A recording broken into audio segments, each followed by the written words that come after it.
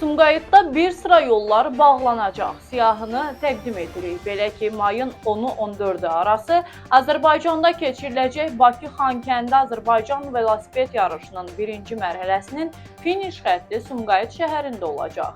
Bununla əlaqədar şəhərin bir sıra prospekt və küçələrində nəqliyyat vasitələrinin hərəkətinə məhdudiyyətlər tətbiq ediləcək.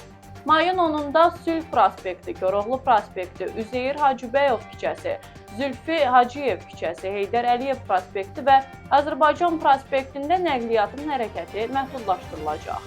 Mayın 11-də isə Sahil küçəsi, Bulvar küçəsi, Polad Həşimov küçəsi, Səməd Vurğun küçəsi və Sülh prospektində yollar bağlı olacaq. Sürücülərdən və digər yol hərəkəti iştirakçılarından qeyd olunan tarixlərdə hərəkətlərini əvvəlcədən planlaşdırmaları, qeyd olunan istiqamətlər üzrə mümkün sıxlığı nəzərə almaları və alternativ yollardan istifadə etmələri, yol hərəkəti qaydalarına və aidiyyatı qurumların əməkdaşlarının göstərişlərinə əməl etmələri xahiş olunur.